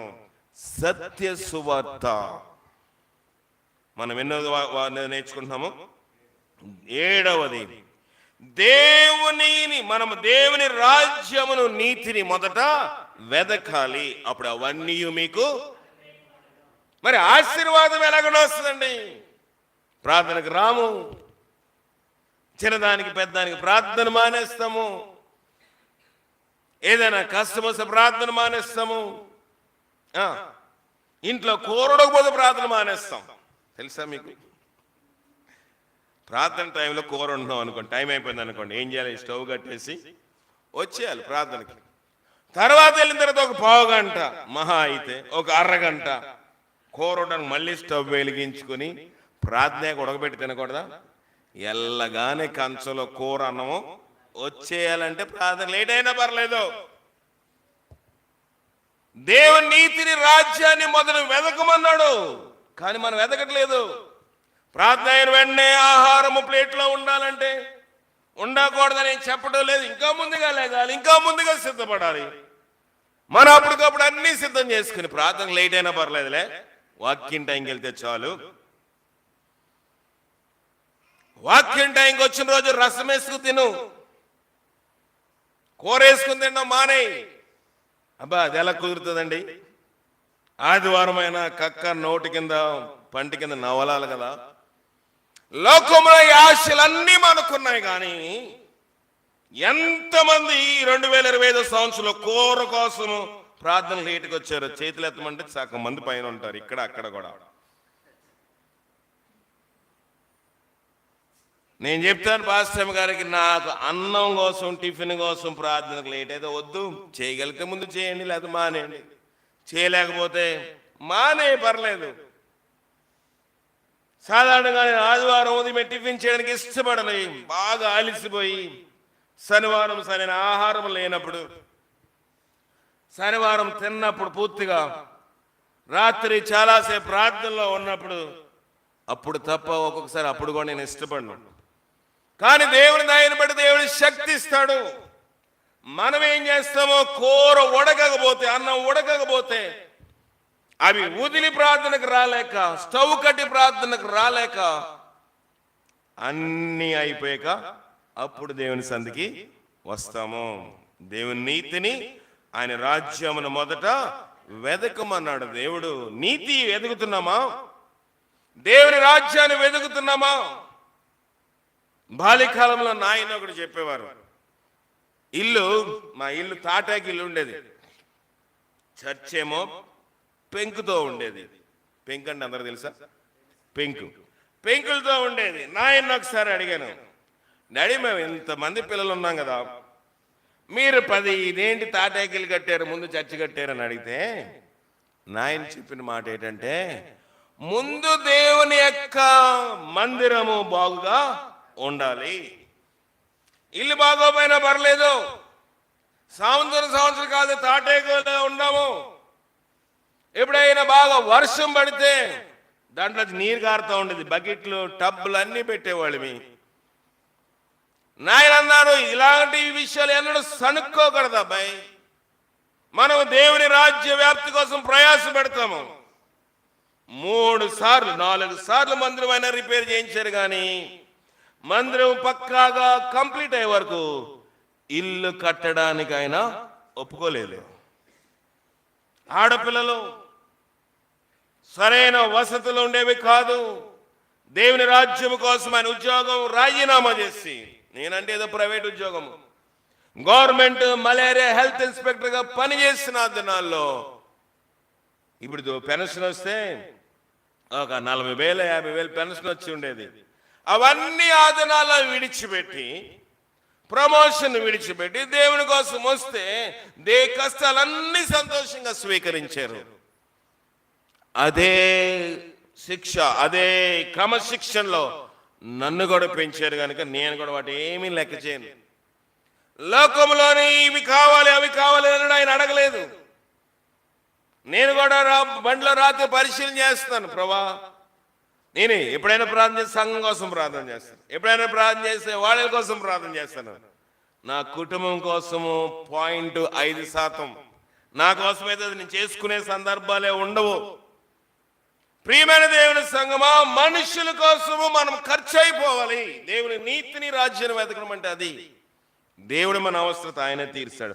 ఆయన నీతిని, ఆయన రాజ్యాన్ని మొదట వెతికితే అవన్నీ మీకు అనుగ్రహించబడతాయి. ఎలా కట్టారని హాస్పిటల్ అంటే ఆయన నీతిని రాజ్యాన్ని వెతుకుతున్నాం కనుకనే కొన్ని ఇబ్బందులు ఉంటాయి, కొన్ని నష్టమైన పరిస్థితులు వస్తాయి. దేవుని మీద విశ్వాసం అన్నడు కోల్పోకూడదు. లోకము అశాశ్వతమైనది. ఈ అశాశ్వతమైన లోకములో దేవుడు అడుగుతున్న మాట ఏంటంటే, నా నీతిని రాజ్యాన్ని వెతికేవా? లోకములోని అవన్నీ వెతుకుతున్నాము. దేవుని మందిరానికి మనకున్న ప్రాధాన్యత ఏంటి? దేవుని సన్నిధి మనకున్న ప్రాధాన్యత ఏంటి? అయ్యో దేవుని సన్నిధికి అలక్ష్యంగా వెళ్ళకూడదు, నిర్లక్ష్యంగా ఉండకూడదు, ఆలస్యంగా వెళ్ళకూడదు అని ఎప్పుడైనా నిబంధన చేసుకున్నామా? ఎంత ఆలస్యమైనా మెల్లగానే వెళ్దాంలే, పరిగెట్టి వెళ్తే ఏమైనా పాస్టర్ గారు దండేస్తాడా అనుకుంటారు కదా మనసు. పాస్టర్ గారి కోసం మనం పోయేది దేవుని నీతిని రాజ్యం కోసం ఇక్కడికి వస్తున్నాము. మీరంతా నాకేదో సత్కార్యం చేస్తాను ఇక్కడికి వస్తున్నానా? దేవుని కోసం వస్తున్నాను. దేవుని రాజ్యం కోసము మనుషులను లేపాలి, ప్రాధాన్యతది. కనుక 8వ మనం చూద్దాము. 8వ 1 యోహాను 2:15. 1 యోహాను 2:15. ఈ లోకమునైనను ఈ లోకములో ఉన్న వాటినైనా ప్రేమింపకుడి. ఎవడైనా లోకమని ప్రేమిస్తే తండ్రి ప్రేమ వానిలో ఉండదు. గనుక లోకములో ఉన్నదంతయు అనగా శరీరాశయు, నేత్రాశ, జీవపు డమ్మము తండ్రి వలన వచ్చినవి కాదు, ఇవి లోక సంబంధమైనవే. లోకమును దాని ఆశ గతించిపోవును గాని దేవుని చిత్తము జరిగించువాడు నిరంతరం ఉంటాడంట. లోకమును గాని లోకములో ఉన్న వాటిని గాని ప్రేమించొద్దండి. ఏం ప్రేమిస్తాం? ముందుగానే విన్నాం ఈ మాట. మనం లోకాన్ని ప్రేమిస్తాం. యెరూషలేము కుమార్తెలారా, నా కోసము కాదు, మీ నిమిత్తము, మీ పిల్లల నిమిత్తం ఏడమంటే పిల్లలకి మంచిగా అయ్యి కొనుక్కెళ్ళమనా, పండగ బట్టలు తీయమనా, మంచిగా చికెన్ బిర్యానీ, మటన్ బిర్యానీ, చేపల కూరలు ఉండమనా? వాళ్ళ రక్షణ కోసం ఏడమన్నాడు దేవుడు. ఉద్యోగాలు, వివాహాల కోసం, వ్యాపారం, వ్యవసాయం కోసం కాదండి.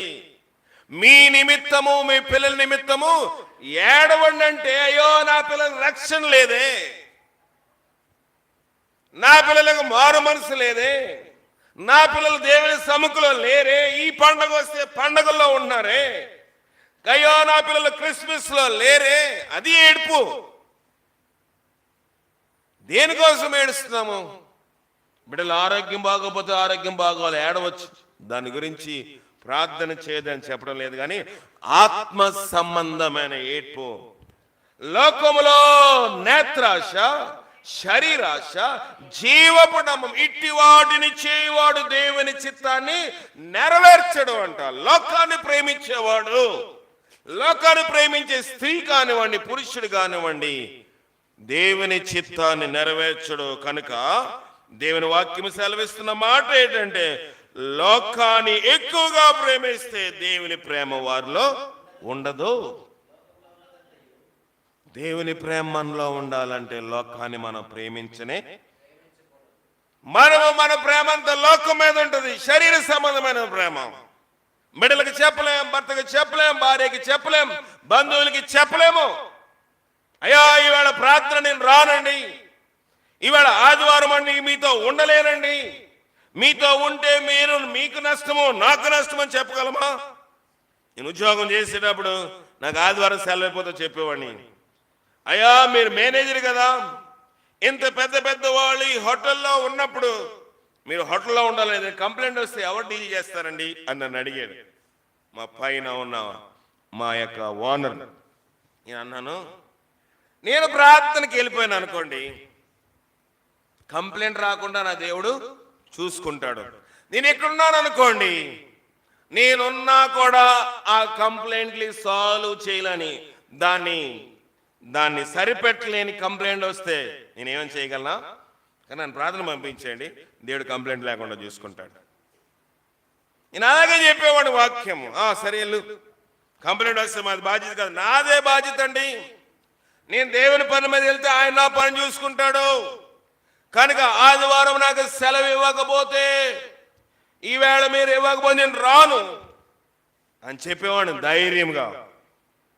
ప్రార్థనకు వాళ్ళు పంపించేవారు. ఎందుకు ఈ మాట చెప్తున్నానంటే, దేవుని లోకాన్ని ప్రేమిస్తున్నాం మనము.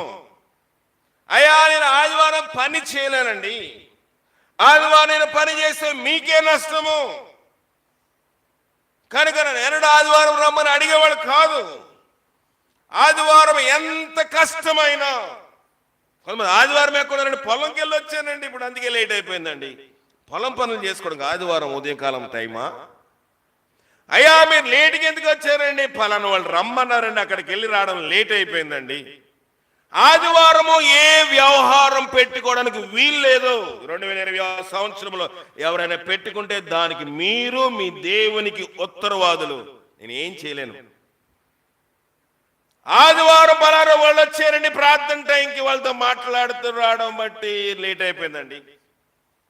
ఆదివారం వాళ్ళు పలానా ఫంక్షన్ పిలిచారండి, దేవుని నీతిని రాజు వెళ్తున్న ఫంక్షన్లు ఎదుగుతున్నాను, మా పెళ్లికి వచ్చారండి కాబట్టి వెళ్ళాలండి.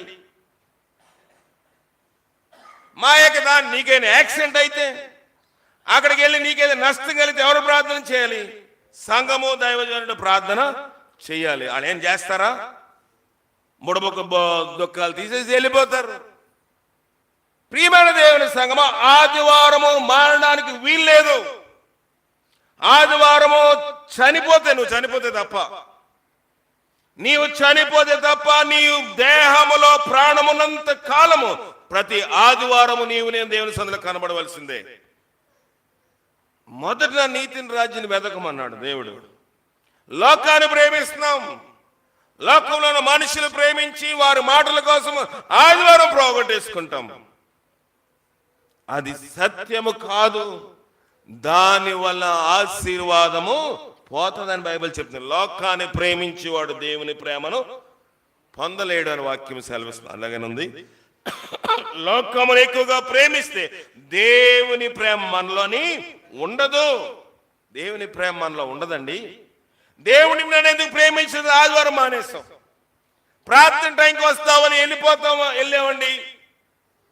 ప్రార్థన అవ్వకుండా నీవు నేను లోక సంబంధంగా ఏ పని చేయడానికి వీలు లేదు. మొదట ఆయన ప్రార్థన అయిన తర్వాత, ఒకవేళ అంత ఇంపార్టెంట్ అండి ఎల్లు, ప్రార్థన అయిన తర్వాత నీ దర్శనాలు, ప్రార్థన అయిన తర్వాత నీ ఆటో, ప్రార్థన అయిన తర్వాత నీ వ్యవసాయం, ప్రార్థన అయిన తర్వాత నీ ఉద్యోగం, ప్రార్థన అయిన తర్వాత నీ బంధువులు, ప్రార్థన అయిన తర్వాత నీ ఫంక్షన్లు. ప్రార్థనకు ముందుగా నువ్వు వెళ్తే అది ఆదివారము ప్రార్థనగా నువ్వు వచ్చిన ఆరాధనగా ఆరాధనగా పరిగణించబడదు. అది ఆరాధన అవ్వదు. దేవుని నీతిని, ఆయన రాజ్యాన్ని మొదట వెతకమన్నాడు దేవుడు. అప్పుడు అన్ని, ప్రార్థనకు ముందు వెళ్ళినా నువ్వు ఆరాధనకు వచ్చేసినా, టైంకి వచ్చినా, మధ్యలో వచ్చినా, అటెండెన్స్ వేయించుకున్నా, నాకు అటెండెన్స్ వేయచ్చు, నువ్వు ఏ సంఘానికి వెళ్తున్నావు అక్కడ నువ్వు అటెండెన్స్ పొందవచ్చు. కానీ దేవుని నీతిని రాజ్య విషయంలో 2026 సంవత్సరంలో నేను ఖండితముగా నేను వాక్యం బోధిస్తున్న ఆ సంఘాలకి, లైవ్ లో వింటున్న వారికి బోధిస్తున్న మాట ఏంటంటే, ఆదివారము ఉదయము నువ్వే పని చేయడానికి ఆరాధన అవ్వకుండా వీలు లేదు. ఉద్యోగం, వ్యాపారం, వ్యవసాయము, ఇంక ఏ పనైనా కానివ్వండి, నేను టైంకి వచ్చేద్దామని వెళ్ళినావంటే అది ఆరాధన అవ్వదు. నువ్వు అక్కడ పని చేసుకొచ్చావు, నువ్వు అక్కడికి వెళ్ళొచ్చావు, కానీ అది నువ్వు దేవుని దినమును పరిశుద్ధంగా ఆచరించినట్టు కాదు. నీకు వ్యాపారం ఉంటే, నీకు ఎమర్జెన్సీ అనుకుంటే మధ్యాహ్నం నుంచి వస్తానని చెప్పు. నీకు ఎమర్జెన్సీ అయితే ఆదివారం ఉదయం నన్ను ఆరాధన వరకు నన్ను పిలవద్దండి అని చెప్పు. నాయన ఉద్యోగం చేసేటప్పుడు భయంకరమైన వ్యాధి వచ్చేసింది, మలేరియా, టైఫాయిడ్, కలరా వస్తే అప్పటికే నాన్న ఉద్యోగం చేస్తూ సేవలో ఉన్నారు. ఆదివారం ఆరాధన 12 గంటలు, 10 నుంచి 12 గంటలకు అవుతుంది. ఆరాధన అయిన తర్వాత ఆయన ఉద్యోగం వస్తానని చెప్తే, ఒకవేళ 12 గంటలకెల్లా వాళ్ళు వచ్చేవాడు. ఎవరు? వాళ్ళ ఆఫీసర్స్ జీప్ వేసుకుని వచ్చేవారు. వాళ్ళందరూ నిలబడి గౌటి లేకపోతే కంచి లేదా దడి అవతలుండి ఆఫీసర్లు అందరూ జీప్లో నిలబడి వాక్యం వినవలసిందే. ఆరాధన అయ్యి ఆశీర్వాదం ఇచ్చి అందరికి ప్రార్థన చేసి వచ్చేగా అప్పుడు నాయనతో పాటు వాళ్ళు సర్వేకి వెళ్ళేవారు. ఆఫీసర్లు కూడా నిలబెట్టి వాక్యం చెప్పాడు నాయన. ఎన్నడో కూడా ప్రార్థన ముందు కళ్ళు బుల్లు వేస్తాను వేయడం నాకు తెలియదు, దేవుని ఆరాధన పోగొట్టుకుని అధికారులు, జిల్లా ఆఫీసర్స్, 3 జిల్లాల అధికారులు ఎంతమంది వచ్చి నిలబడవలసిందే. అబ్రహాం గారు రారండి ప్రార్థన అయ్యే వరకు. ఆయన లేకుండా మేము విజిట్కి వెళ్ళకూడదు. ఆయన చెప్పేవారు, నేను లేకుండా నా ప్రాంతానికి మీరు విజిట్ చేసే రైట్స్ మీకు లేవు. ఆదివారం నా ఇష్టదేవుని ఆరాధించుకునే హక్కు రాజ్యాంగం నాకు ఇచ్చింది. ఆ హక్కుని కాలదంటున్నారు మీరు. నేను దీని విషయంలో ఊరుకున్న దేవుడు ఊరుకోడని చెప్పేవారు. ఎవరు జోలికి వచ్చేవారు కాదు. ఉద్యోగాలు లెక్క చేయలేదు. మనము బంధువుల కోసం పరిగెడతాం, ఫంక్షన్ అయితే పరిగెడతాం, లేకపోతే ఏదైనా అదైతే ఇదైతే పరిగెడతాం. ఆదివారం అని ఇంకిది జ్ఞానం ఉండదు. నోటికి ఆహారం తింటున్నాం, మనము దేవుడిచ్చిన కూడి తింటున్నాము. దేవుని నీతిని మొదటి మనం వెతకాలి, లోకాన్ని కాదు మనం ప్రేమించేది. 9వది సామెతలు 29:1.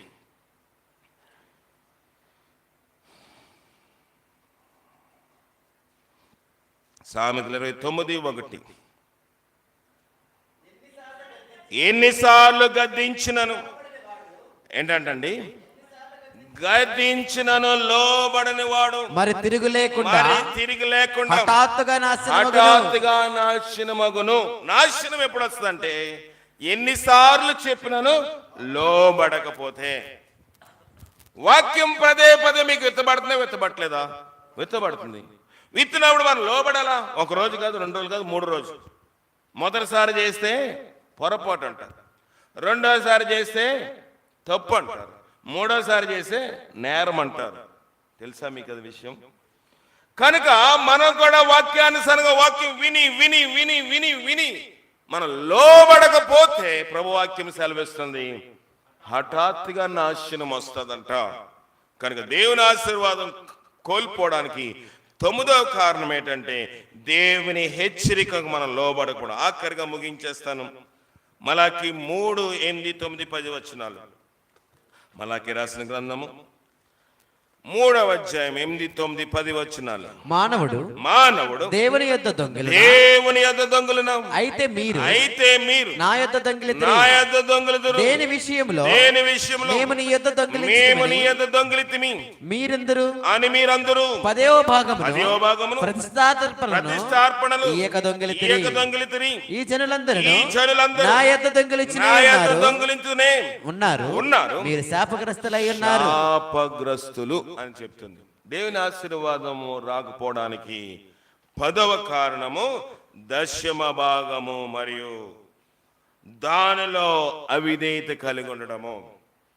మనము శపితమైపోవడానికి కారణము ఈ మనుషులందరూ, వీరందరూ నా యొద్ద దొంగిలితూనే ఉన్నారు, వీరు శాపగ్రస్తులు. డైరెక్ట్ స్టేట్మెంట్ ఇచ్చాడు దేవుడు.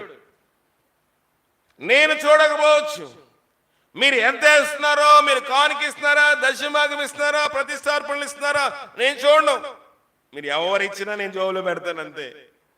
ఆఖరిని ఎంత వచ్చిందో కౌంట్ చేస్తాను. కానీ దేవుడు చూస్తున్నాడా?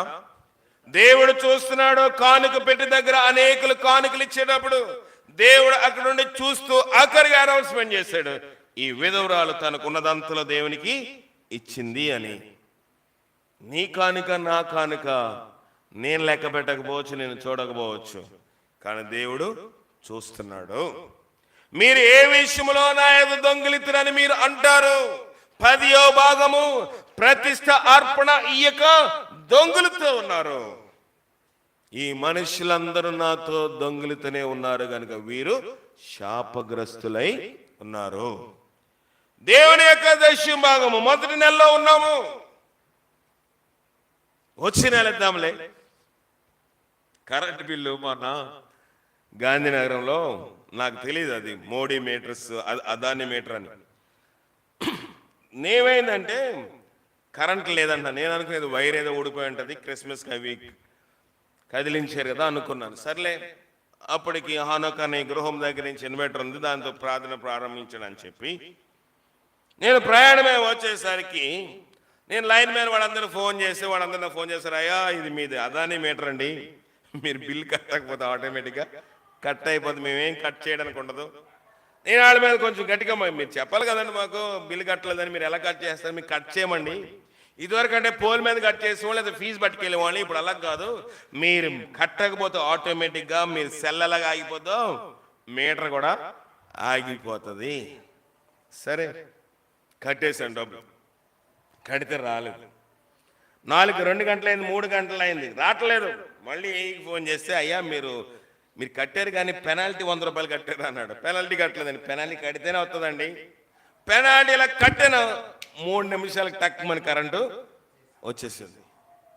లోకంలోని మనుషులు ఏర్పాటు చేసిన విధానము, వ్యవస్థ ఇంత కట్టుదిట్టంగా ఉంటే దేవుని వ్యవస్థ ఎలాగుంటది? ఇంకా కఠినంగా ఉంటది కదా, పకడ్బందీగా ఉంటది. మనం అనేక విషయాల్లో శాపగ్రస్తులు అయిపోవడానికి దశమ భాగము అంటే, నేను 3 చెప్తాను ప్రతిసారి మీకు. 1 దేహము, 2 ధనము, 3 సమయము. నీ దేహము, ధనము, సమయం 3 మనం దశమ భాగం ఇవ్వాలి. ఈ 3 మనము దేవునికి ఇవ్వాలి. ఎలాగండి? దశమ భాగం ఇచ్చేది సులువుగానే ఉంటది. జీతం వచ్చింది తీసి పక్కన పెడతాం, దశమ భాగం ఇచ్చేస్తాం. వ్యాపారం వచ్చింది, వ్యవసాయం వచ్చాం, వడ్లమ్మేం ధాన్యమనేమో ఇచ్చేస్తాం, లేకపోతే ఏదైనా పెన్షన్ వచ్చింది ఇచ్చేస్తాం. కానీ ధనము కాకుండా దేహము దేవునికి ఇవ్వగలమా? దేవునికి మన దేహం ఇవ్వగలమా? దేవుని సేవలో, పరిచర్యలో మనం ప్రయాసపడగలమా? ఆరాధన కాకుండా మిగతా రోజుల్లో దేవుని సువార్త చేయడానికి, ఎవరికైనా చెప్పడానికి నీ దేహమును ప్రయాస పెట్టగలుగుతున్నావా? 3వది సమయం. దేవునికి మనం గడపవలసిన సమయం దినానికి 2.5 గంటలు గడుపుతామా? 10 నిమిషాలు కష్టము, 10 నిమిషాలు ప్రార్థన చేయడం కష్టము, 10 నిమిషాలు ఉండడం కష్టము.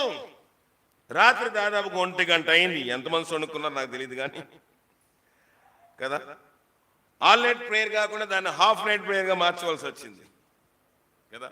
పేర్లు మార్చినా పర్లేదండి, మాకు టైం కుదిలేయాలండి. ప్రియమైన దేవుని సంగమా, ఆ దినాల్లోని నెహెమ్యా కాలంలో ఏం చేశారంట? ఎంచేపు ప్రార్థన చేశారు? చదవండి, అది చేతి ముగించేస్తాను. నెహెమ్యా రాసిన గ్రంథం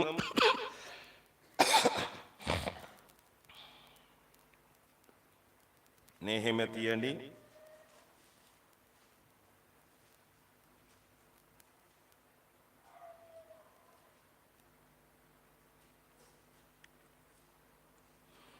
తొమ్మిదవ అధ్యాయము 2వ వచనం నుంచి. ఇశ్రాయేలు అన్య జనులందరిలో నుండి ప్రత్యేకింపబడిన వారై నిలబడి తమ పాపములను తమ పితరుల పాపములను ఒప్పుకొనిరి. మరియు వారు ఒక జాము సేపు తామున్న చోటనే నిలబడి తమ దేవుడైన యెహోవా ధర్మశాస్త్ర గ్రంథమును చదువుచు. ఒక జాము సేపు. జాము అంటే 4 గంటలు. కొన్ని ప్రాచీన పద్ధతులు 3 గంటలు. సరే, 3 నుంచి 4 గంటలు. 3 తక్కువ కాదు, 4 ఎక్కువ కాదు. ఒక జాము సమయము తామున్న చోటనే నిలవబడి. కొంతమంది కానికెడితే కూర్చొనేస్తారు. దేవుడు అడుక్కునేవాడు అనుకున్నావా? ఆరాధన అంటే నిలబడలేరు. అంగడి దగ్గర పోయి గంటలు నిలబడతాం, రేషన్ ఇస్తే నిలబడతాం, బ్యాంకులో నిలబడతాం. ఆరాధన మహా అయితే 5 నిమిషాలు. పాట పాడతామా? లేచి నిలబడుతున్నావా? దేవుని కానుక కొన్ని సంఘాల్లో పెట్టి ఉంటుంది, ఇక్కడికి వచ్చేయాల.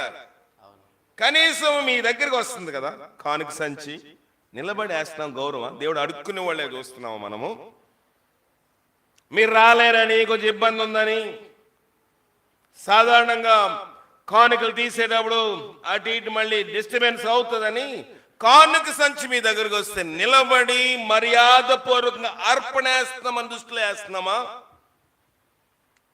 చాలా మంది అభిప్రాయం ఎలాగుంటుందంటే, మీరు ఎలాగున్నారో తెలియదు కానీ ఒక ఆయన చెప్పాడు, నేను పాస్టర్ గారికి ఇస్తున్నానని అభిప్రాయం వేస్తున్నానండి. దేవునికి ఇస్తున్నా మనము. ఇక్కడ నెహెమ్యా కాలంలో ఒక జాము సమయము తామున్న చోటనే నిలబడి తమ దేవుడైన యెహోవా ధర్మశాస్త్ర గ్రంథమును చదువుచూ వచ్చిరి. ఒక జాము సేపు తమ పాపములను ఒప్పుకొనుచు దేవుడైన యెహోవాకు నమస్కారము చేయుచు వచ్చిరి. ఎన్ని గంటలు? 3 గంటలైతే 6 గంటలు, 4 గంటలైతే 8 గంటలు, 6 లేదా 8 గంటల సేపు వాడున్నారు. నిలబడి పాపాలు ఒప్పుకున్నారు, నిలబడి వాక్యము చదివారు. మనము చేయగలుగుతున్నామా? దేవుని వాక్యం ధ్యానం చేయగలుగుతున్నామా? కొంతమంది ఇంటి దగ్గర చదవరు, నేను ఏదైనా వాక్యం చెప్తే మొత్తం చదివేస్తారు బైబిల్. వాక్యం వినరు కొంతమంది. వాక్యం ఇప్పుడు చదివే సమయం కాదు, వాక్యం దేవునితో మాట్లాడే సమయం. వాక్యం వినాలి. ప్రియమైన దేవుని సంగమా, ఈ శనివారం ఈ ఉపవాస ప్రార్థన దేవుని యొక్క సమయాన్ని దొంగిలిస్తున్నామా? దేవుని యొక్క ఆత్మను పోగొట్టేసుకుంటామా? ఏదో మిమ్మల్ని వెక్కిరించాలనో వెగతాళి చేయాలనో మిమ్మల్ని ఎత్తిపెట్టి చూపాలని కాదు. దేవుని ఆశీర్వాదం పోవడానికి ఎన్ని కారణాలు? 10 కారణాలు. ఏ కారణంలో నీవు ఉన్నావో, ఏ కారణంలో నేను పరిశీలన చేసుకుందాం. ఆ విధంగా పరిశీలన చేసుకున్నట్లుగా పరిశుద్ధాత్మ శక్తి మనకు సహాయం చేసుకోవాలి. ప్రార్థన చేసుకుందాం. జీవగల దేవాన్ని ఘనమైన పాదాలకు వందనాలు. ఈ రాత్రి కాల సమయంలో నువ్వు ఇచ్చిన వాక్యంకే నీకు వందనాలు. నీ సహాయం చేత నన్ను మమ్మల్ని నింపండి. విత్తబడిన వాక్యం నా హృదయంలో మా హృదయంలో ఫలించే భాగ్యము దయచేసి బలపరచు. ఏదైనా ఒక అరగంట ఈ ఆరాధన, ఈ యొక్క ఉపవాస ప్రార్థన వాక్యం చెప్పడానికి నువ్వు సహాయం చేసావు. ఎవరు ఇసుకునేవారుగా ఉండనివ్వద్దు. ప్రతి ఒక్కరు దేవా తండ్రి దీని విషయంలో లోబడి మెట్టి అందరికీ దయచేసి బలపరచు. నీ ఆశీర్వాదం పోవడానికి మేమే కారణం కలిగి ఉన్నాం. మేము పరిశీలించుకునే భాగ్యము దయచేయమని మా ప్రభును రక్షకుడైన క్రీస్తు ద్వారా అడిగి వేడుకొని పొందుకునిచున్నాం పరమ తండ్రి. మన పరమ తండ్రి అయిన దేవుని యొక్క ప్రేమ, కుమారుని యేసుక్రీస్తు వారి యొక్క కృప, పరిశుద్ధాత్మగా నీ సహవాసము ఇప్పుడు ఎల్లప్పుడు సదా మనకి తోడైండి నడిపించి కాపాడను గాక. ఆమేన్. అందరికీ వందనాలు. లైవ్లో ఉన్న వారికి ప్రత్యేకమైన వందనాలు. సెలవు తీసుకున్న లైవ్లో ఉన్నవారు ఆపేరా.